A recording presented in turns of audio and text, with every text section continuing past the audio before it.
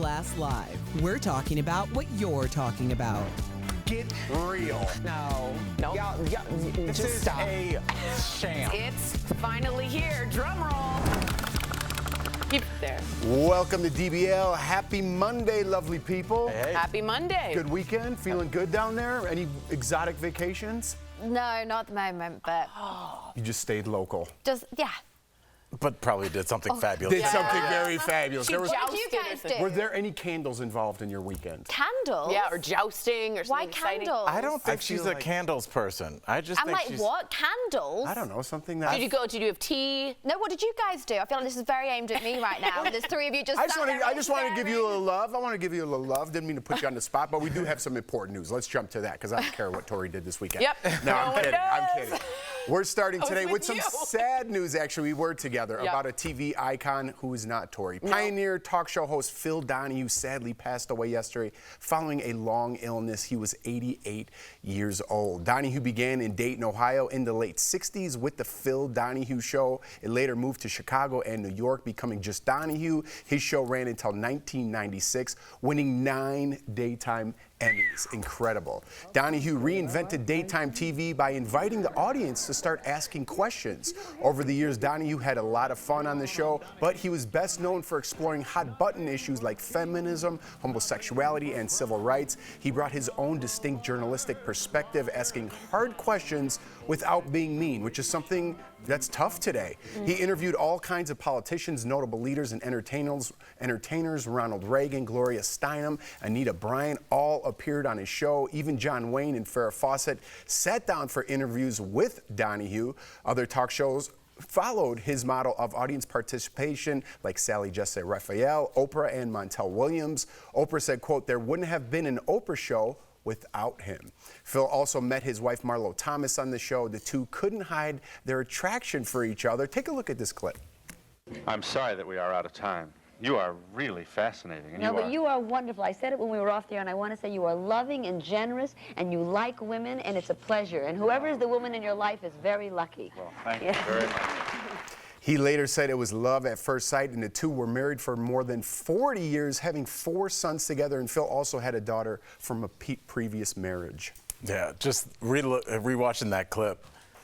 That handhold. Yep. Looked a and little... It was just, there was something Chemistry, very man. like primal with human beings when you like meet your person, because he grabbed her hand and she didn't like kind of let it go. She put hers on top of his and then it just stayed there. And it's a thing that's not said stuff, but right in that moment they were like, it's Oh, me I and think you it was forever. said when she said, if there's a woman in your life, she's extremely lucky, and if not, hello. It was said. I mean, it was pretty evident. I don't know. There was nothing mixed there. There was nothing lost in translation. Not at all. No, I think Phil Donnie not only spoke with the audience, and something that we all do today, and we're interactive, which is important, but he brought up really important issues. He brought up abortion. He brought up feminism. He brought up LGBTQ rights. He even wore a skirt when they were having a cross-dressing discussion. I think we have a video of that. And at some stations wouldn't actually play Donahue because of his controversial issues, and he would pick up the phone himself to the general managers and say, this is freedom of speech. You must air it. So we owe a lot to Mr. Donahue and his generous take on the daytime talk show. I mean, if you think about people talking about the will and gracification of gay rights and gay marriage, just people seeing it on TV, Steph, that's all Talking it about was. it. And really, that's what Donahue was. Like all these things that we don't talk about that at the dinner table, Jeff. We don't discuss that with my wife. Just somebody being like, hey, let's talk about race. Let's have a Klansman on and see what he says. Like all these things that were just kind of under the rug in different parts of society, he brought them out and gave them life and gave them breath. So it seems like a simple thing, but it's the way that social thought and the social paradigm has changed. Absolutely. He was a pioneer, and he will be missed, especially by his family. So speaking of talk show hosts, Jimmy Kimmel is giving his predictions about the future of late-night TV. On a recent podcast, Jimmy said that late-night TV shows might be coming to an end due to the sheer amount of content available on streaming. Let's have a listen. I don't know if there will be any late night television shows on network TV in 10 years. Maybe there'll be one, but there won't be a lot of them. It used to be like, Johnny Carson was the only thing on at 11:30. And so everybody watched. And then David Letterman was on after Johnny. And so people would watch those two shows. But now there are so many options. Yeah, kind of goes hand in hand what we were saying. Phil was a pioneer and changed daytime TV, and now I feel like everything's just maybe a little bit stagnant. Maybe it takes that Phil Donahue, in essence, to bring back daytime TV or late night TV. Right. Well, I mean, television is so specified, especially streaming, to its viewer that it's hard to bring in new people. I think with late night, if you think about it back in the day, when it was on, you'd be like, oh, well, I don't know who this actor is, but there's an animal trainer around. I want to see the guy with the eagle on his arm. There was always something going on, whereas now with streaming, they will figure out who Steph is. You watch The Real Housewives, you watch house flip shows, and you and your husband watch this, and that's all you watch. So they're not going to really advertise and show everything. Right, they're not going to show anything else, because anything else that is on that is not going to do well. So I don't know where we are, Steph. I think we are oversaturated in every sense. And like back when obviously we were watching other late night talk show hosts or other TV show hosts or daytime talk shows like us, there was one and it was a set time and it was scheduled viewing, right? Now we can watch it tomorrow, we can watch it whatever, it's on our time. So that need to tune in to a set time is like disappearing. Yeah. You know, and like it's same with James Corden. It was a well-known fact. A brilliant talk show host, the most amazing guests, and the thing that kept that show afloat for a very long time was the viewers that were watching online and that watched carpool karaoke. Like later, the next day. And they would watch it, yes, like the next day. They could watch it globally. They didn't have to solely be in America. And that format completely changed, you know, television as we know it. Yeah, you see Kimmel clips, and that's all you see. I do want to let you know that on average, guess how many millions Johnny Carson would average? 15. 15? 7. 7? I'm going to say about 13, 12. 13. He averaged 9 million viewers a night, which is incredible. His last week on the air, it was 19 million viewers a night. Last week's rating, Late Show, it's all like 1.2 million. Right. So it just doesn't have that concentration of people, like you said, appointment, I'm with my family, and I want to watch Carson. And in a weird way, it's the exact same thing that happened to music. If you think about it, like you used to have to go, except sometimes there was a single available, but you would go and buy an album. The whole album, that's and you right. would say, I love this album, I didn't like this album, I bought this album and I don't even listen to the song I bought it for. There's 4 more songs I like better than that one. And now it's what you know, incentive does the artist have to make anything better than 2 hot singles? And that's really what the clips from RuPaul's Drag Race or Jimmy Kimmel, that's what it is. They've, in a weird way, they've almost cannibalized themselves by giving away kind of the best parts of it, and then everybody's like, why would I watch the hour and a half? I got the best 3 minutes right here. And that might not be true. There might have been something really cool on there that you liked that they didn't make a clip of. That's very true. TV is changing all around. All right, so how many, we got another story here? I know, I We didn't got like know 5 about seconds for it. How many of us hate watch TV shows, just to be clear? Not this one. This is not Hate watching show is different than a guilty pleasure like The Housewives or Love Island, the new Sex and the City spinoff. Just like that, soon became a victim of hate watching due to some cringy storylines and characters, but fans stuck with it. Season 3 is expected to come out next year. We don't even watch TV shows to like them now. We watch them to hate them. Yeah. Emily in Paris is another show people love to hate because of its unrealistic portrayal of life in Paris. And how many people say they dislike the Kardashians, but their show on Hulu has been on for 5 seasons now? Steph, do you hate watch something? I don't like reality TV, and I do watch Love is Blind UK because Love is Blind in general, because a lot of my friends love it. They are so involved, and they have watch parties on a Friday night. It's so good. And like, if I don't watch it, then I don't know what's going on, and no one's going to talk to me because they're not watching the show. Actually, some of my friends do have appointment viewing, but you know, they want to watch like when it's released at the day, and then we all get pizza and champagne and watch like what's happened. So I watch it to be social, but I don't care for the show. I dig it. I mean, for me, it was The Bachelorette, just because the dudes are so like knight in shining armor. But this last one, I really liked the 2 women that got to the end. And then when we interviewed the woman with the cochlear implant, she reaffirmed. I was like, I love this person. So I hate watching and fell in love. What about you, Steph? Tori? Mine is Amelie in Paris, which is just absolutely ridiculous. So we already played it. What's yours? I put Jake Paul up there because, I mean, he's brilliant. I don't hate him, but people want to just see him get beat up, and he just keeps winning.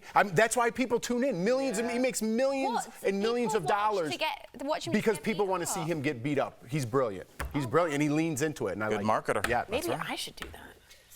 I have something to say, but I don't think it's appropriate. Coming up on DBL, Jessica Alba is telling us all about her home renovation show. Those aren't going anywhere. No. Where she's making families' dreams come true, and Piers Morgan's wife is talking about how he doesn't let her have male friends. We're going to talk about it next.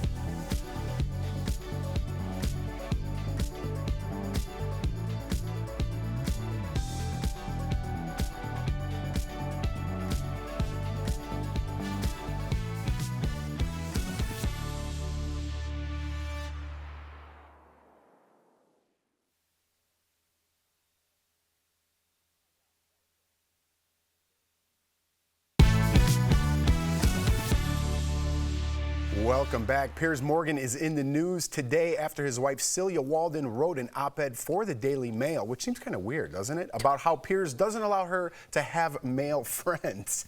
Seems like she's like trying to get out from the basement or something. Apparently Piers says it's because, blink if you're okay. Yeah, right. It says because all straight men are using the old friendship ruse to ultimately try and have sex with her. She also mentions she has fewer male friends now than before because of this. People said this is a clear example of Piers being insecure. So do you guys ever feel insecure about your partner having friendship with the opposite sex? Steph, what do you think about this Piers story? I mean, I do think people can be friends with members of the opposite sex, absolutely. I think it's whether or not you have clear boundaries and your partner has got insecurities, because I don't see why you can't be friends, but there's obviously clear lines and rules that are not crossed, and then that's it. Right. I don't see what else there is to talk about with that, you know? There's a couple things that are interesting to me about this stuff. I think the first one is, he's like, well, they're just playing that role until they can have sex with you. So even if they are, let's assume that they are, if you've broken up, if Piers and his wife separate, now you're trying to control who they sleep with in the future. You're really showing your hand that this is just a controlling gesture. And you're also intimating that who could like you except if they wanted to have sex with you. It makes me think more so what's Piers' mentality, because I think a lot of what you project and what you put on other people is really what you're feeling internally. So does that mean Piers is fancying every single female? Is he allowed to have female friends? Is that only thing? Let's take Piers out of it, just leave it gender specific. How about that? Yeah. What do you, Tori? Tori, what about your household? Like, how is this handled? Well, you guys are like my brothers. I have many male friends, and Brooks, when he was on tour and the band, would go and hang out with many other people. And again, it comes down to the trust. But I do think it's odd that what you said is it acts as if I can't have a male friend because no one would ever be interested in me as just a friend. Like, I can't be funny, cool to hang out with. Like, I have to be someone to have sex with. Like, that's all I'm good for is sex. I'm not saying I'm not, I'm whatever. Somebody's going to clip that. Yeah, but I'm saying it begs the question that am I only used for that and I'm not a human being? Which to me seems a little anti-feminist. And I also don't know why she wrote it in an op-ed. Yeah. Jeff, what do you think about... Listen, I'm not agreeing with Piers, Al. There's a little something there. Dudes there's always dudes a little something. Yeah, it's a little... I'm not saying it's completely out of line. It's not completely out of line. But on the other hand, my wife's friends are all my old friends, like from California. Obviously, she has her own friends. But she talks to my guy friends. She's like, I talk to Scotty, I talk to Louie, I talk to Gary. Like, every day. Does it bother you? No, they're my best friends. But I also trust them. And I do think most guys are out there, like, at a bar, if they see Jordan, they're probably like, they're not there to make friends with her. Right, yeah. Well, a bar is different. Yeah, that's what I'm saying. But if I'm in a book club and I'm enjoying a conversation, does that mean I can't intimate a friendship with someone? I think it does help if the friendship was already kind of there. Like a guy coming in after your relationship is already established and just being like, this is my new friend. Yeah. That's when I get a little alarm belly, unless it's just something that kind of happened organically through work. But if you are at a bar, I met this guy at a bar. The bar's different. That's This is my friend Charlie. Yeah. He likes Charlie's me. got great intentions. Yeah. Charlie wants to so hang that's the alone. point I'm trying to make. Yeah, that's the that's point fair. I'm trying to make. That's fair. All right, we'll be right back.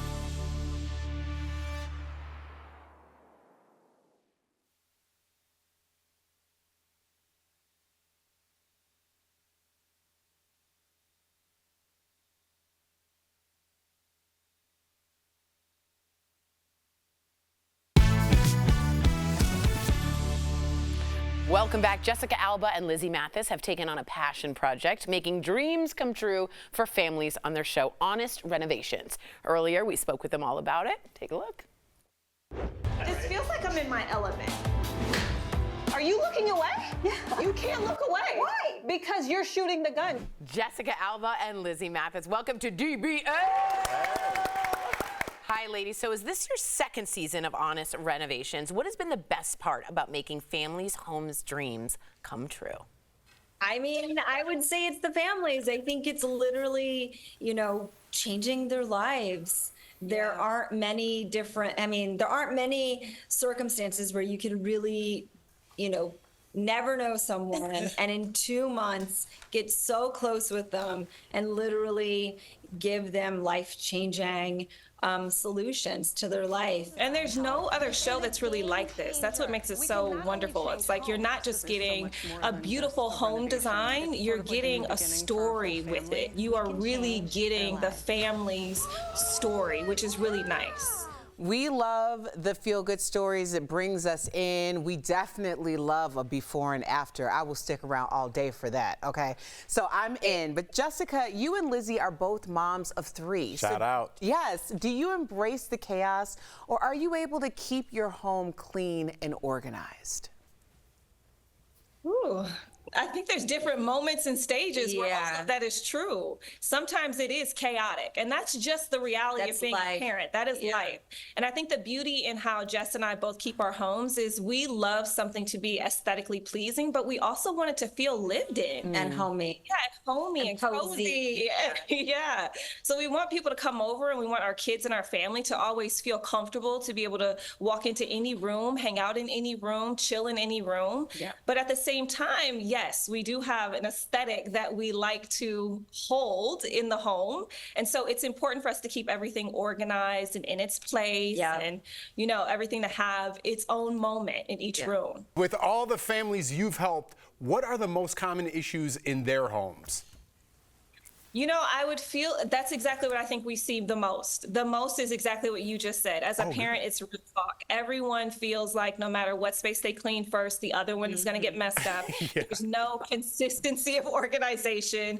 I think a big part of what we do is we come in and we're able to transform rooms. We're able to transform the home, but we're also able to give really solid tips on organizing, which is so important. And such creating storage solutions. Yes. I would say beautiful storage solutions. There's no house that has enough storage. No. In the history of home. Yeah, it's like it could be as beautiful as you want, but there is not enough storage. Especially when you're talking about kids and parents and multi-generational families, which we tap into a lot on this in this season. You know, when you're talking about different people in every household, there's a lot you have to organize. So I think that's the one theme that we saw the most. I'm more of a store my kids away kind of guy. Fair. See, as you. How old are they? Same. They're 5 and 7 right now. Oh, yeah. Think of it. And they do not care. Stuff is everywhere. That's right. Just, I mean, I'm not even joking. I walk up the steps and it's Oreos, pants, shirt, one sock, a shoe. I'm like, just pick up one thing. Just an Oreo. Sorry, this is turning into a therapy session. Jessica, I got to ask you this. For people that might want to take on a renovation, what is the most important thing that you want them to remember? I would say the more they can be organized and plan, the better. Plan really your budget and work backwards from there. I think be also realistic about what you can do and then what you should call a professional in for. We've had some families that watch YouTube videos and they think they can do these things, and they're a quarter of the way through and it's like, it just doesn't get done. And so, you know, budget for a professional should come in and maybe tile, or a professional should come in and fix the roof or whatever it is, right? But can you paint? Totally. Yeah. You know? Wallpaper? Wallpaper? Go ahead and try. We believe in you. Jessica and Lizzie, thank you so much for being here. DBL Nation, please. You can watch season 2 of Honest Renovations starting August 23rd on the Roku channel. This is awesome. Thank you guys so much. We will all be tuning in. Thank you so much, Lizzie. Thank you so much, Jessica. We'll be right back. Thank you for having us. Thank you.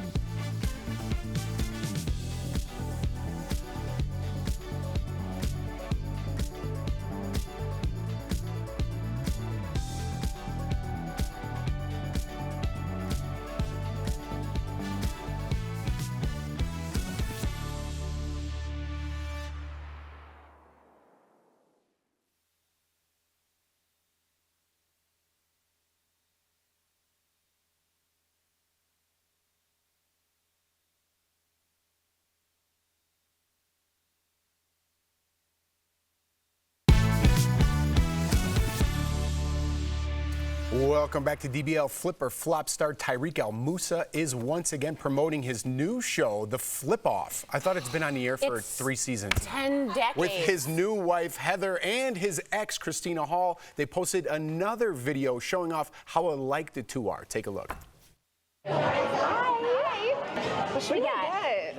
Like a chai tea latte with oat milk, almond milk. Maybe the Goldie? Oh, Goldie, ooh. Just... Ladies, you're gonna want to get the blonde hippie. And trust me, I have good taste. So if you weren't with us earlier, we were talking about hate watching. Oh, that's so good. I can't believe they agreed to that.